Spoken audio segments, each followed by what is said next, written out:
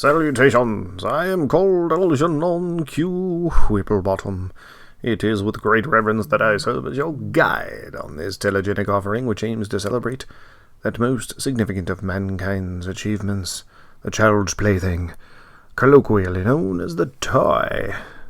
Over my many years I have enjoyed a thirst for these whimsical artifacts of joy.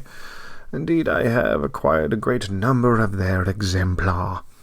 I wish, merely, to share my great affection. Join me, won't you, on our journey as I have the continuing pleasure of introducing our next exhibit.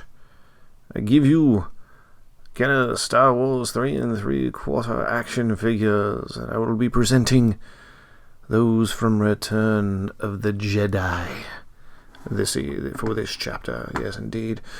Now, there's quite a bit to cover here.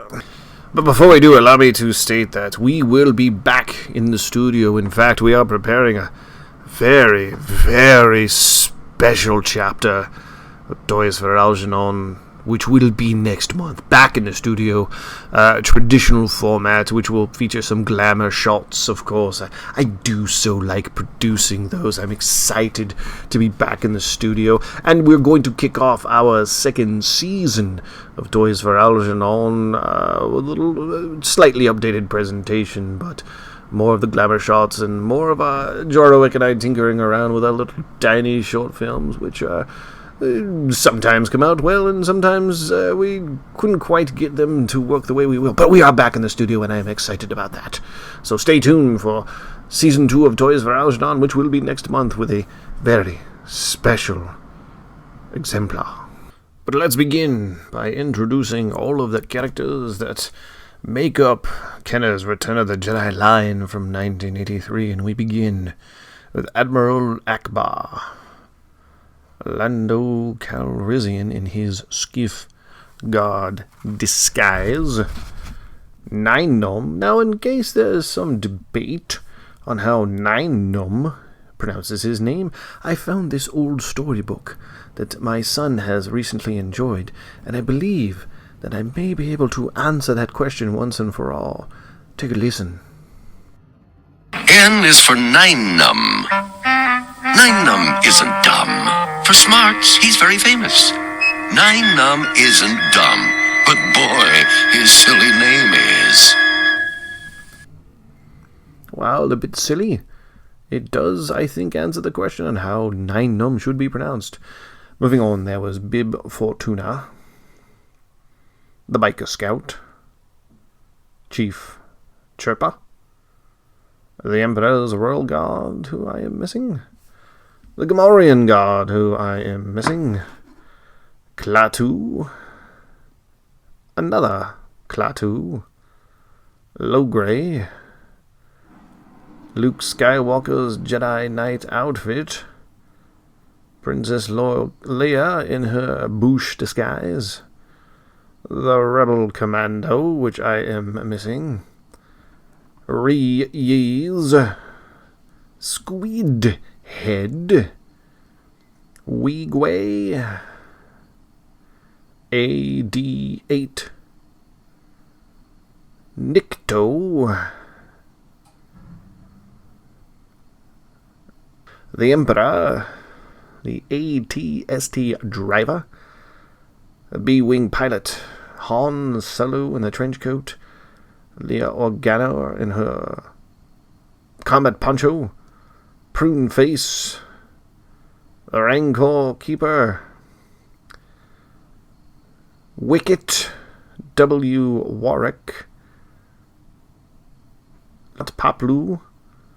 And then, of course, we'll get into the last 17. We'll save that for another time, although I do possess a few numbers of those exemplars. Now, I did, of course, have essential guidelines, a checklist, as it were, to guide my continuing search to complete this set, which is quite a dream of mine.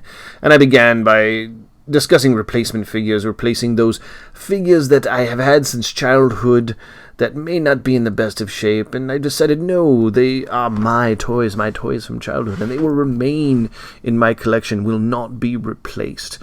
graded figures, and my thought here is that these figures are then out of my hands. I could no longer play with them with my son on the floor, and that's not going to happen.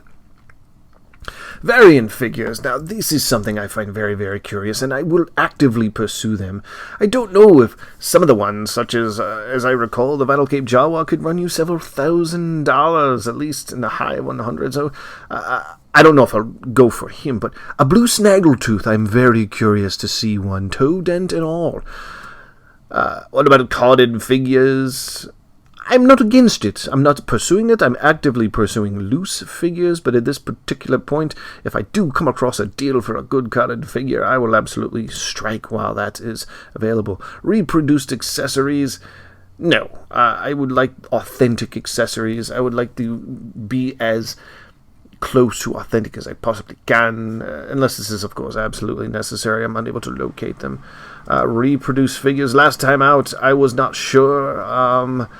I do feel that it's going to be difficult, so patience will be key, even for Yak Face, who I have seen recently go for $900 loose, but I do feel that I'm not going to go with reproduced figures, even with Yak Face. At this point, I want to be as authentic as possible.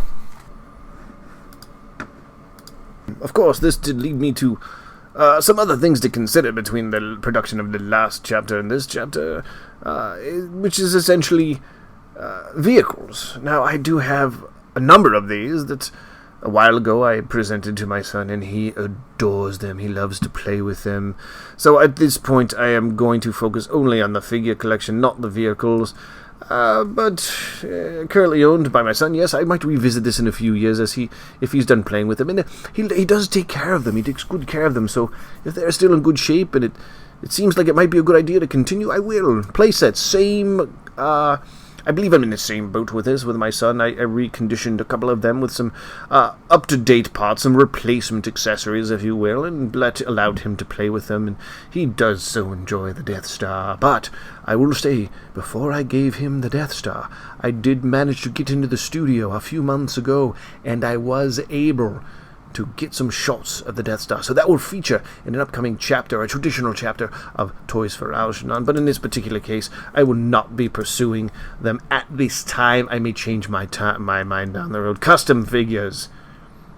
As I've done my research, I've come across great numbers of these exemplars, and I must say, I do so enjoy them. These could fill in some gaps, like Grand Moff Tarkin or Mon Mothma, who strangely never got their own figures. What about the Cantina Band never got figures, but Max Rebo did. So these are some things that do feel... The collection doesn't feel quite right without them. Coins that came with the Power of the Force figures. Well, as many of you may know, the last 17 cost quite a bit of money, so at this point... I don't know. We're going to see. I'm going to definitely focus on the figures first. If I still enjoy the journey, then this might be something I'd like to do. Now, this is a big one for me. You'll see that I have run out of space to display these marvelous artifacts of joy that I do so hold dear to my heart. I need to find a better display. This is something I'm going to be actively pursuing. Please, if you have some thoughts on this or ideas, leave them in the comments. I definitely will take a look. I have some ideas, and it's got to be wonderful.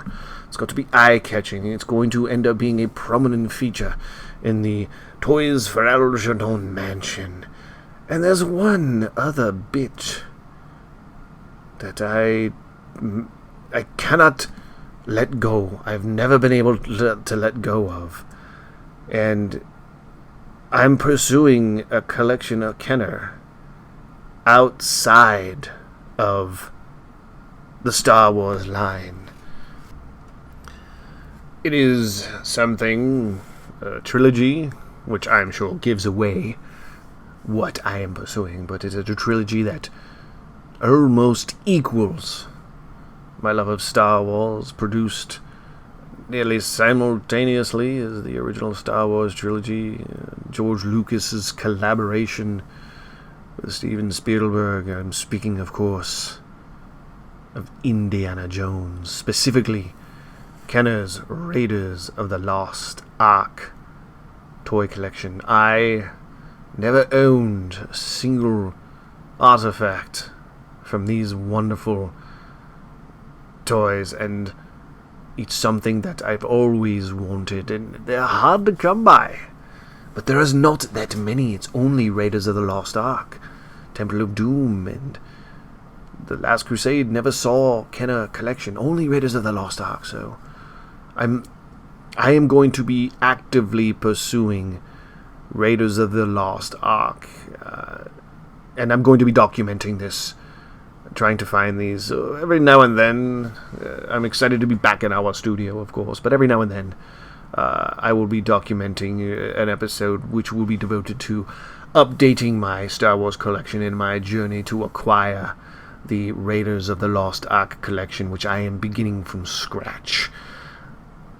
I've never actually owned an Indiana Jones toy. I've never owned toys from my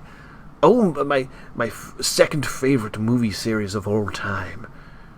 Star Wars is one, perhaps Indiana Jones is 1A. I love it that much. So I am excited to share this journey with you. I will be presenting these, and as they come in, I will present them in a traditional Toys with Algernon format. Yes, indeed. But for now, let's go ahead and let's get the Return of the Jedi action figures in my current display, which I hope to be updating soon. And yes, there they are. Yes, a bit crowded, is it not? But as you look, just so much joy when you peruse these action figures and these toys, and I'm so happy to be able to share them with my son. And oh, how about these? Ha! Well done, Jorowick. A bit of a tease to our next chapter. Until then, thank you for joining us. Do like and subscribe, and we shall dim the lights.